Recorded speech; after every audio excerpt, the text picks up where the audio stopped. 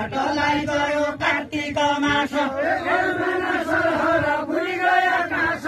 त्यहाँ बाटोलाई गयो कार्तिक मास भुलि गयो काँस त्यहाँ बाटोलाई गयो कार्तिक मास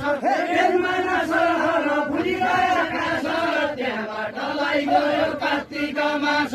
कार्तिक मासका बोट तिहार भाइ बहिनी मलाई कति बिहार